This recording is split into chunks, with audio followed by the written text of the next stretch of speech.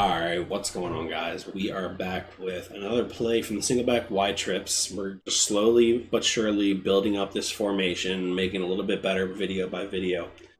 The play we're going to be looking at in this video is called PA wide receiver in. It's a play that I've run for a long time, and it's pretty effective against zone coverages here. Now, it used to be really effective against man coverage. That S post and the wheel route used to give man coverage a problem. It no longer does. So once you start getting your opponent zone coverage, this is something that we can use to attack them. Now, there is a quick little nuance, a little quick throw to this play when they're in zone coverage. If I were to halfway run the play action and throw to the slot receiver on the wheel, I can get that open pretty much every time unless they're pass committing. Takes that, and then you just kind of bend it off and pick up some quick. But if they're pass committing and shading underneath, I don't want to throw that. I mean, yes, you still completed it, but it's kind of more risky. I mean, that's not the best corner in the slot there. If you have like a really good play rec corner, zone coverage corner, then snap right. What you should do in that situation, they'll shade underneath, they'll pass commit, is you should read that defensive back as you're going to flash. Okay, he's not there anymore. Now I have my post, right? So that's really just how I read it. A lot of our offense is based off of reading the slot receiver and the defensive slot receiver. Now, pretty straightforward zone beating play. You got the post that will get right up underneath the C3 zone. You don't even really need to pass lead that. With the free form, you can just down pass lead it.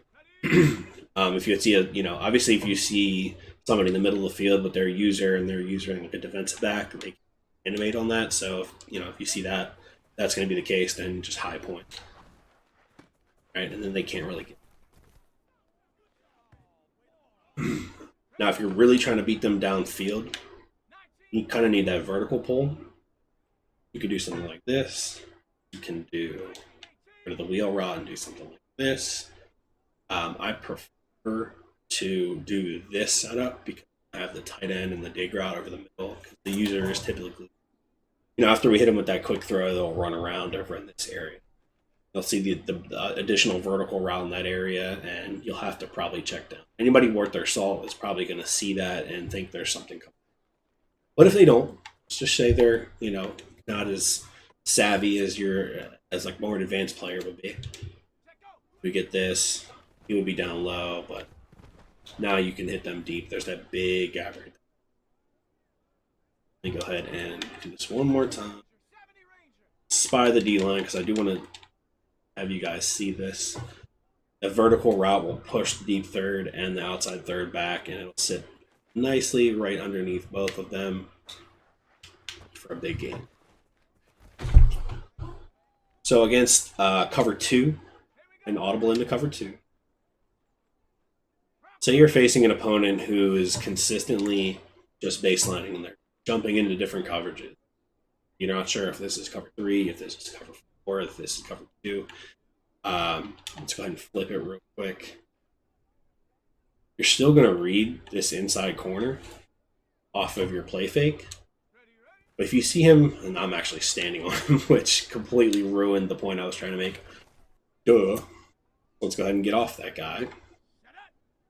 All cover 2. Good. So if you see at the snap of the ball, him kind of just dropping like that inside, then you got to realize that it's cover 2. They are base aligning. That cloud flat won't do what it just did and get sucked in. Alright. So actually he did kind of get sucked in, but I would be very leery throwing that ball, especially if a tall defender's there. You might want to wait till he gets a little bit more up the field. So as you guys will know, that this area over here is the soft spot in the cover 2 along the sideline. This play does a really good job at attacking it because not only do you have the wheel route, you have post route, which puts the safety in conflict. Doesn't really know which one to guard. That's really how you would attack C2. Nothing too crazy.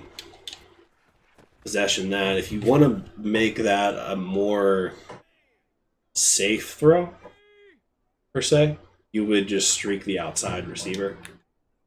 Let me go ahead and do. If you streak the outside receiver, this safety can no longer come over and play that aggressively on the inside. See that this route way more open. But that's totally up to you. If you feel like you really need that extra route over the middle of the field, by all means, keep the dig there. There was one other thing I wanted to mention to you. Totally, it's slipping my mind. It'll come to me. But yeah, against cover 2. Oh, this is what my point was going to be. I've found as I've been running this offense more that it's really advantageous to have my very best receiver on the solo side, because he's a lot of times going to be seeing single cover. Talked a lot about in the other video about how to attack that right side of the field. The other videos about how to attack the right side of the field, and a lot of times you'll see, especially man coverage, right? If you see man, this is not typical. Probably everything. You see something like this.